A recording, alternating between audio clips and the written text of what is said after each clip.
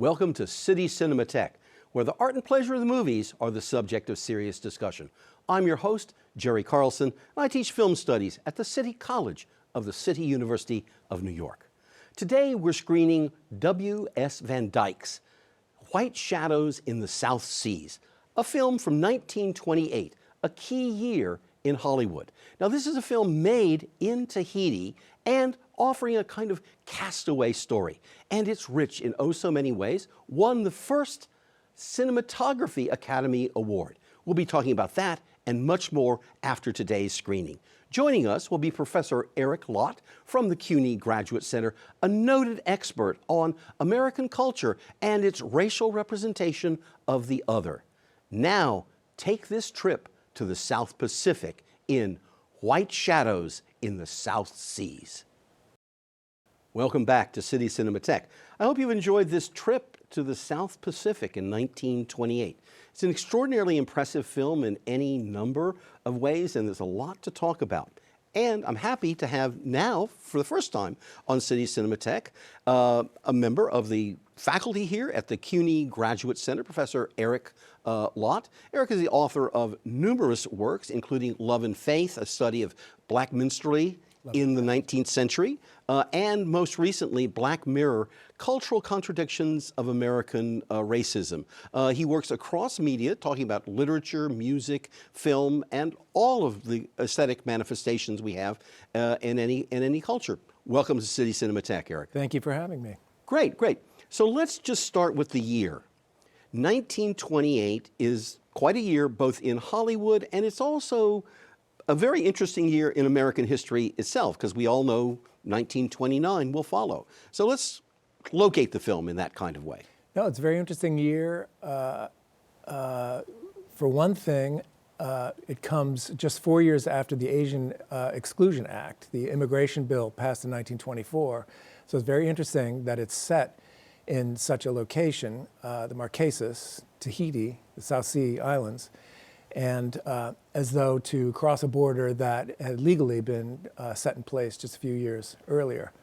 Hollywood is in some turmoil because the talking picture has just been introduced the year before, famously with The Jazz Singer in 1927, another film interested in otherness and boundary crossing and racial crossing, that one deploying blackface on the part of Al Jolson prominently in that picture.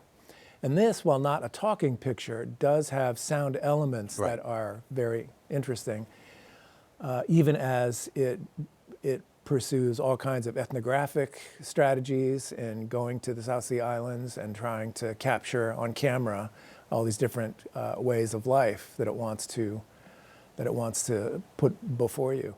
No, and indeed, as a narrative of white greed and interest in extraction of pearls and other fine items, luxury items in the South Pacific, to know that this is the year before the stock market crash in 1929 is very interesting. Right, right. This is also, I think it's worth pointing out that this notion of traveling, of the traveling camera, is something that really goes back to the origins of cinema. So when we're looking at that period, you know, which is now called early cinema, formerly and not appropriately called primitive cinema, 1895 to 1915, that period is in which the cinema is being used by the people who own the mode of production from that kind of, you know, the industrialized West, to go all over the world and show the rest of the world to the people back in the industrialized and rich countries of the world. And this film,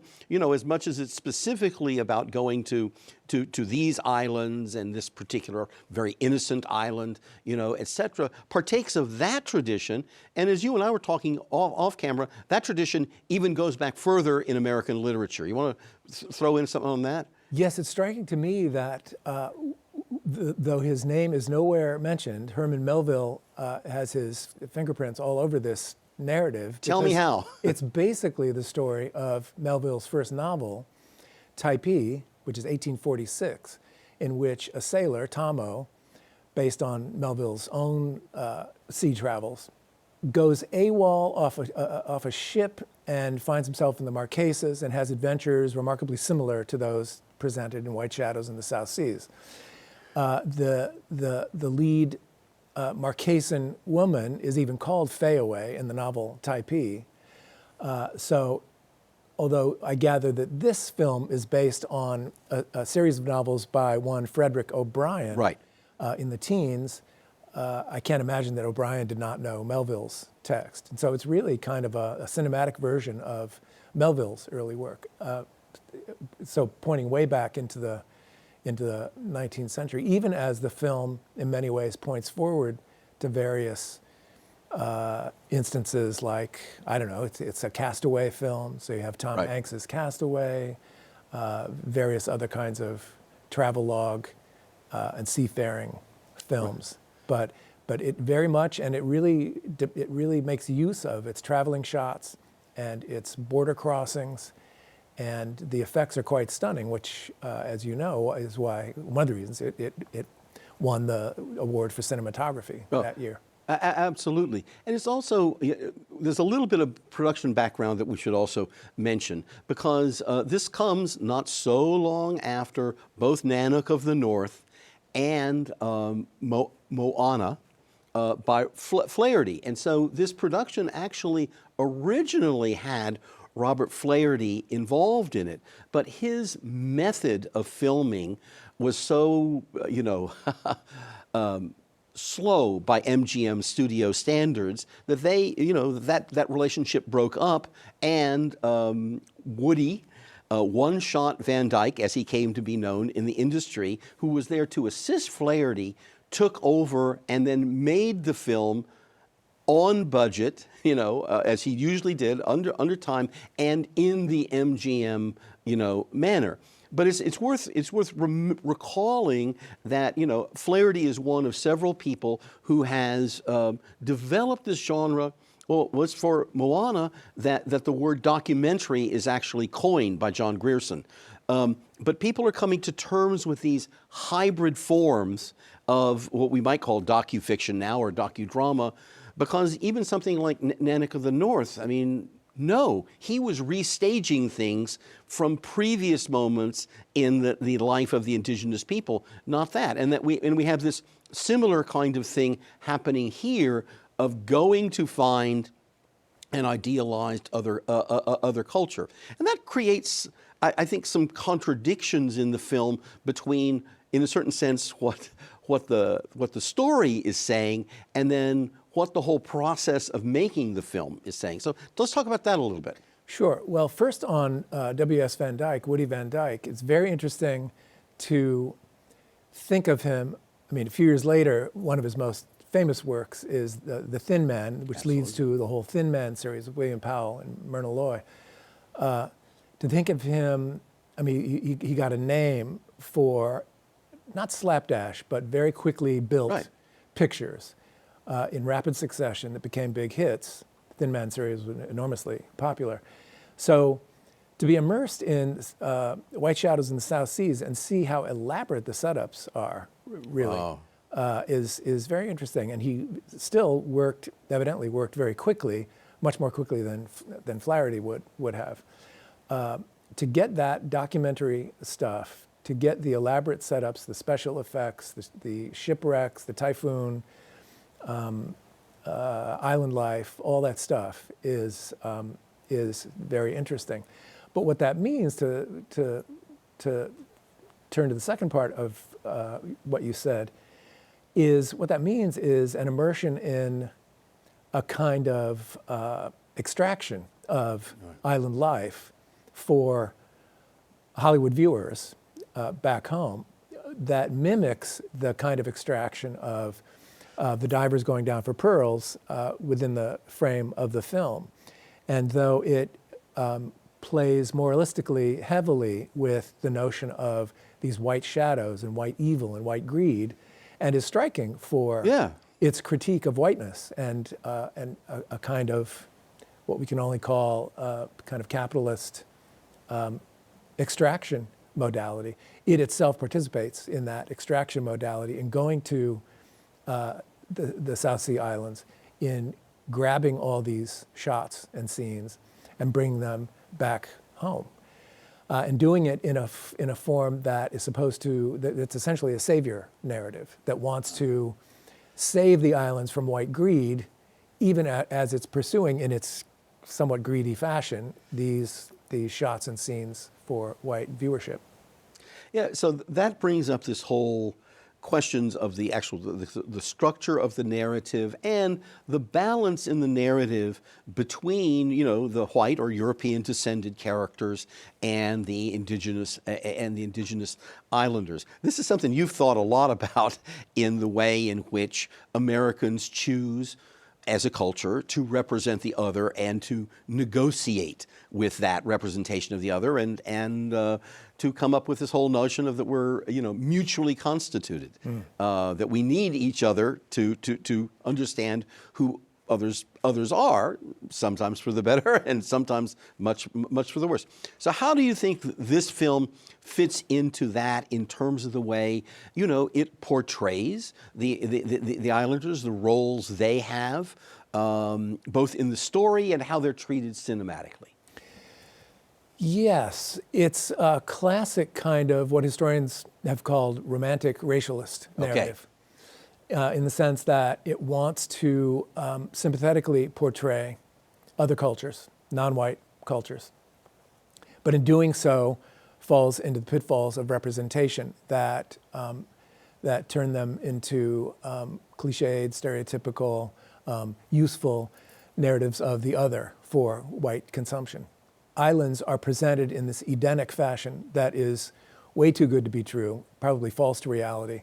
As a matter of fact, Tahiti, where it was filmed, was at the time already had long been a French protectorate. Right. So there are administrative apparatuses that the film can't not have used in order to be there in the first place and do its filming. So it's not this unspoiled paradise. It's a very already spoiled paradise that's being crafted into a narrative of unspoiled, natural luxury. Right. That this white character, the formerly derelict doctor, experiences his own kind of personal conversion, transformation into, and it's a kind of saving narrative of him, even as he becomes a savior of this culture, saving it from evil white people. And indeed, not unlike the blackface representations that I have studied from the jazz singer the year before on back into the earlier decades of the 19th century, it becomes a kind of racial reconfiguration on the part of Dr. Matthew Lloyd, who becomes Mataloa. He becomes himself an honorary Polynesian with all due rights to the father, possibly chief's daughter in the film, and her hand in marriage. So a rather suspicious to that extent narrative of salvation. Well, and now this also brings up the fact that we're talking about a United States of the 1920s in which we have Jim Crow has a deadly grip on much of the United States, not just the South, but places people don't think of as so much, and that includes many laws across the United States, against intimacy between the races. So, what do you make of that romantic ideal of love and intimacy in this film? It's risky. Yeah. Precisely because of the proscriptions that were legally in place, not to mention the Exclusion Act of 1924, which bars any of those people from entering the United States as citizens. What it bars legally and politically, it fantasizes harmonious in fantasy. A Hollywood dream, as it were. A Hollywood dream. And it's a time-honored fantasy to resolve racial conflicts, which are extreme. Certainly then, a time-honored strategy to resolve those conflicts through a marriage plot which brings a white man and a Native woman together, as though to heal such conflicts through love. But as many critics and historians have pointed out, that's already a hierarchical plot and relationship that is fraught with peril, even though it imagines a kind of utopian solution to the race question. I will say that its heart is in the right place all the way to the end, and when Sebastian finally comes back and trades a watch, one has to note, for a pearl, and gets the idea that there are pearls to be mined. The intervention into this idyllic life of clock time, of industrial time, in exchange for the pearls to be extracted and the wealth to be extracted from these islands, is made plain there. As is the proscription against, the father gets mad before the doctor saves his son's life and allows the marriage to go forward. It's raised as a question of whether this love should exist between his daughter and this white man. So raised and then resolved, and I would say too easily resolved, even though, again, contradiction upon contradiction. Yeah. It's always got its heart in the right place. Absolutely, and I would say, giving some significant credit to Van Dyke as a filmmaker. The end of the film, in which we see that this little patch of Eden has now been, corrupted. And this is where we're going to have the company store. And so we'll come back to the question of plantations and colonialism, in a second. But it's done showing with this, I think, with the use of these traveling shots that have opened the film about why the doctor is angry, because of the decadence that's been brought by this greed and the exploitation. And there's a way in which, artfully using those traveling shots and a repetition of the very beginning, it's a profound, I think, again, the heart is in the right place. It's a profound critique of a dream that has now been lost in some way, but reinforced, by those framing shots. And that's, I think to many people, that's surprising that it would be that strong.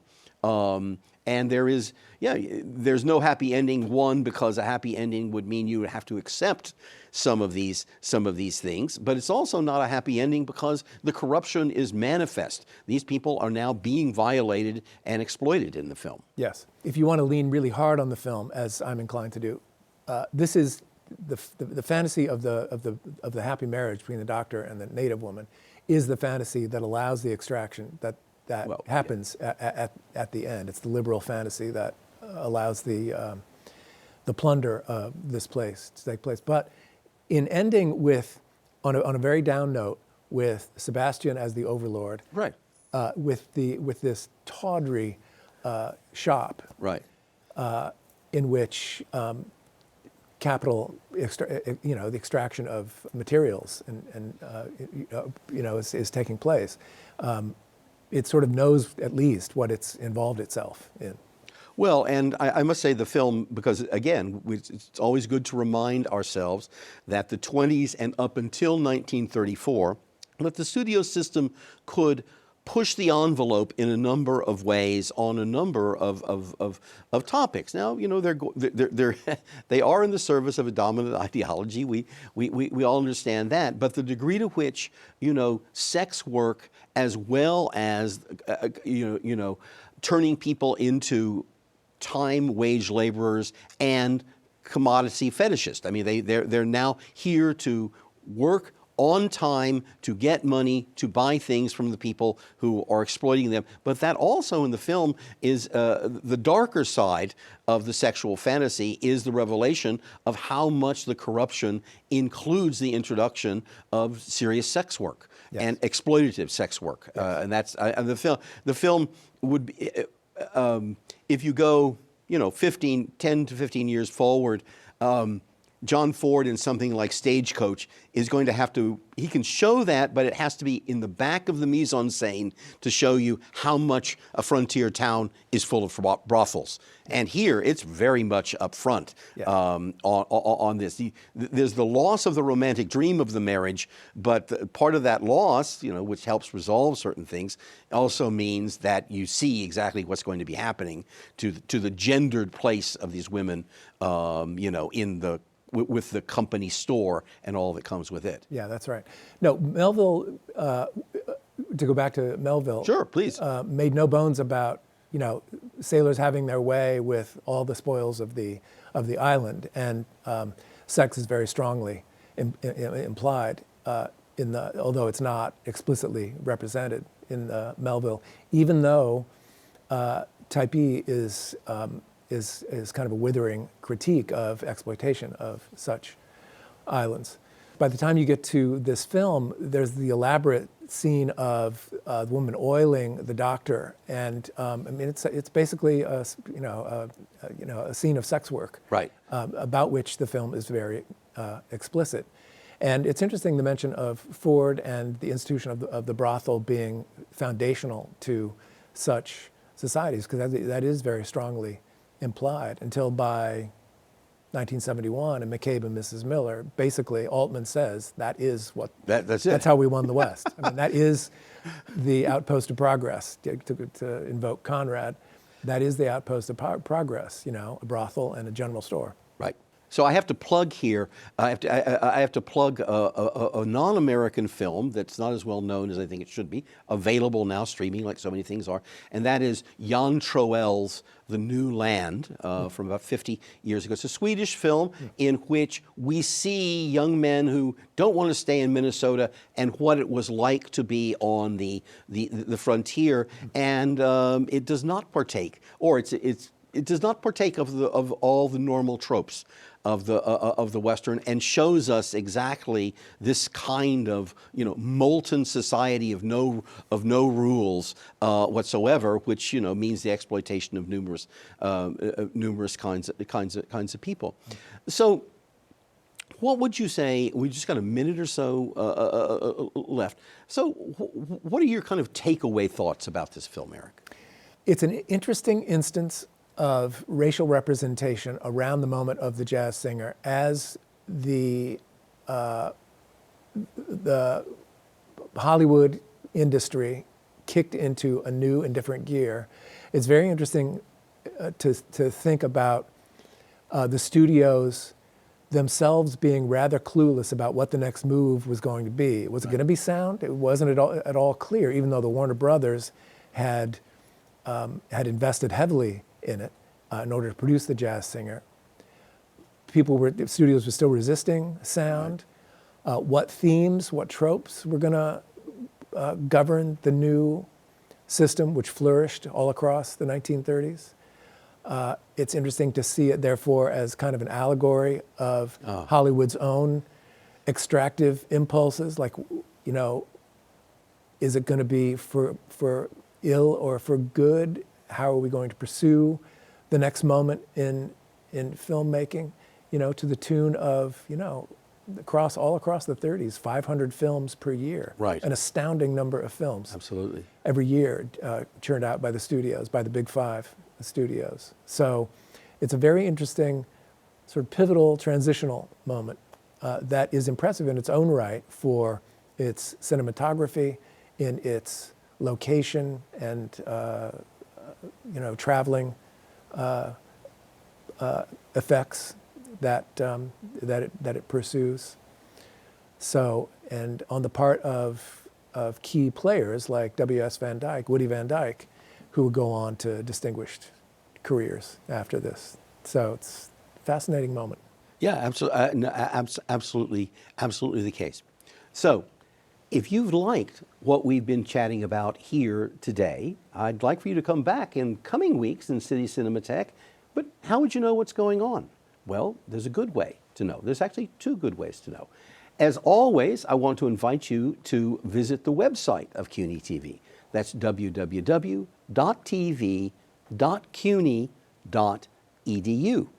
Now, when you get there, one of the things you're going to find is the schedule for City Cinematheque. You're going to find a way to communicate with us by email, but you're going to find everything else that CUNY TV is doing, much of which is now streaming. So if you miss us on broadcast, you can catch us on streaming. But maybe I'm not at home. Well, there's some other good news. We now have an app. And if you go to our website, you will see there how you may download the CUNY TV app. We can be streaming with you anywhere. So please visit the website and download the app. Once again, that's www.tv.cuny.edu.